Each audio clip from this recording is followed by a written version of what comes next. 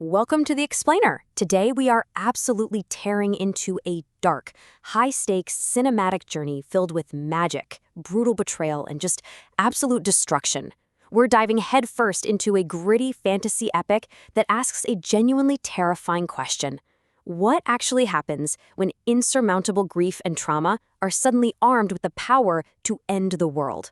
Let's kick off this gripping narrative by asking the ultimate question, the spark that sets this entire epic into motion. Seriously, what do you do when the very people you are sworn to protect turn around and brutally murder your beloved mentor? Well, for our protagonist, Adinis, the answer is pretty straightforward: total and absolute eradication. So let's jump straight into Section 1, The Fall of Witches, subtitled Humanity's Ultimate Betrayal. Our story begins in a world where magic once guided mankind. Think about it. At the dawn of time, God actually created witches specifically to help and guide humanity. But as humans went through what's called the gear expansion, basically this massive technological revolution, they grew incredibly arrogant. They didn't want to rely on mysterious magic anymore because, hey, they had science and heavy military power now. So how exactly does humanity repay centuries of faithful guidance? With absolute ruthless genocide. This all culminates in a horrific event where Emperor Goth of the Radia Empire publicly humiliates and executes the beloved Ice Witch, Chloe. And the worst part? He decapitates her right in front of her completely helpless human apprentice, Adinis. That brings us to Chapter 2, 10 Years in Chains, or The Awakening of Hatred. Fast forward a decade. Adinis was captured that terrible day and thrown into a maximum security cell to just rot. But he wasn't just sitting idle, letting the trauma win. Adinis has this completely unique power system. Actually, since he's human, he can't use magic naturally. Instead, he uses something called magical formulation. Trapped in solitary confinement for 10 whole years, he basically ran a mental simulation, mastering this mathematical magic. He learned to convert mystical mechanics into literal math equations using a special quill. He wasn't just surviving in there, he was calculating the absolute most efficient, totally broken way to solo an entire nation. And man, this prison break is an absolute masterclass in escalation. Adinis shatters his chains, summons a massive golem, and starts massacring the military forces like a one-man apocalypse. But the humans have a massive trump card hidden away, an underground photon suppression machine that completely and utterly nullifies magic. Stripped of his powers and his quill, Adinis gets rushed by an infantry soldier. In a shocking cliffhanger, his rampage is stopped by a fatal blow, and his head is severed. Or so it seems.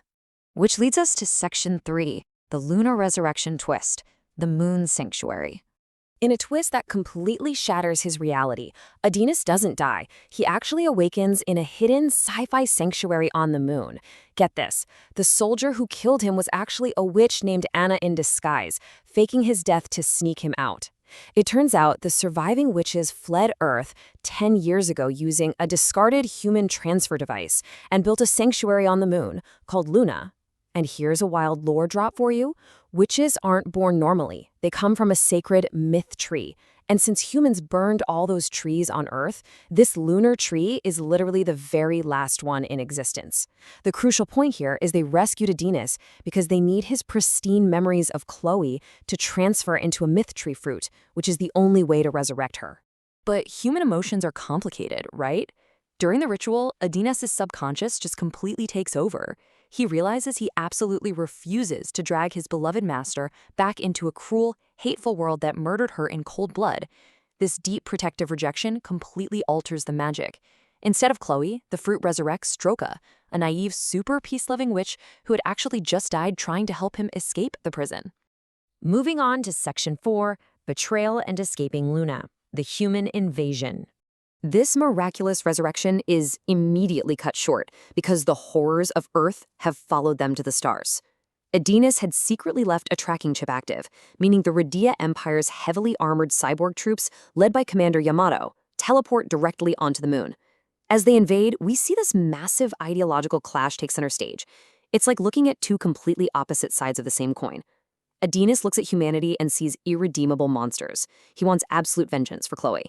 Droka, on the other hand, even after watching humans slaughter her friends, she clings desperately to forgiveness and peace.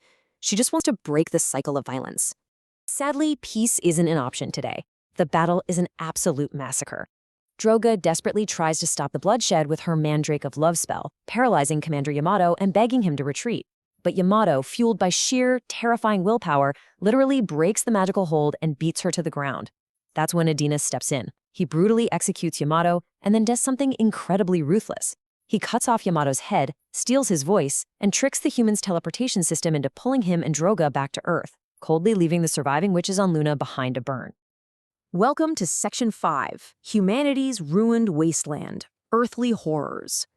Our duo lands in a desolate wasteland that perfectly mirrors humanity's own decay. They didn't teleport to the capital, but way out to the forgotten, ruined edges of the Empire. And, okay, hold on to your hats, because while they're wandering the desert, the story pulls back the curtain on a massive plot twist back in the capital. That human crusade against the witches, it was entirely orchestrated by one of their own. Queen Dorothea, Emperor Goth's wife, is actually a rogue, psychopathic witch. Using the exact same love magic as Droga, she forces the emperor to walk right off a balcony to his death. She then broadcasts her coronation on global television, using mass enchantment to literally brainwash the entire human population. She exterminated her own race just to rule the world? Meanwhile, out in the wastes, Adinas and Droga reach the ruined city of Mamuda, which offers a genuinely horrifying look at humanity's so-called progress. The humans here traded their wives and daughters to the Empire in exchange for robotic pleasure dolls called Matawas. Men surrendered entirely to their base desires, and without real families, the whole city simply collapsed into ruins. This haunting discovery totally validates Adinas' worldview, showing Droga that the humans she wants to save so badly are already rotting from the inside out. And that sets the stage for Section 6, the Frozen Vengeance, the ultimate buff.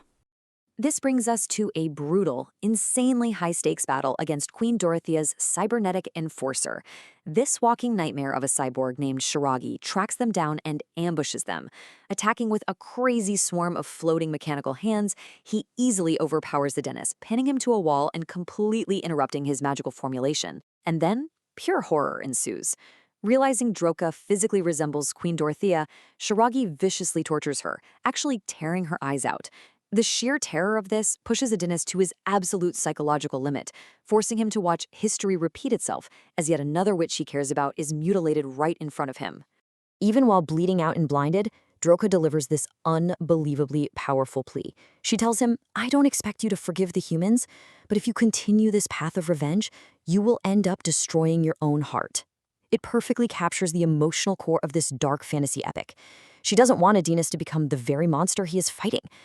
But as Shiragi moves in for the final kill, they are left with absolutely no other choice. Adinas begs her to use her magic on him. Now, Droga has always hated her love magic because the other witches called it vulgar. But manhwa fans, you are going to love this power system twist. The spell doesn't turn Adinas into a mindless puppet. Instead, it acts as the ultimate unstoppable combat buff. It exponentially amplifies his physical strength, instantly heals his shattered bones, and, crucially, it totally removes his magical casting delay. He no longer even needs his quill, he becomes an instant casting god of destruction. Empowered by this insane buff, Adinas completely turns the tide. He rips Shiragi apart with his bare hands. Then, to finish it once and for all, he summons Clo's ultimate magic. He drops the temperature of the entire desert city down to a literal zero. Absolute zero. It instantly freezes Shiragi, his entire drone swarm, and the whole ruined city of Mamuda into a colossal, silent block of solid ice. As the battle winds down, Adinas promises a blind Droga that he will find a way to restore her eyes. They walk away into the frozen wasteland together, deeply bound by magic and tragedy. And we want to leave you with this final provocative thought. With Queen Dorothea currently controlling the minds of all humanity, and Adinas armed with the unstoppable power of absolute zero, who will actually survive the coming war? Thanks so much for joining us for this explainer, and we will definitely see you next time as we decode more incredible stories.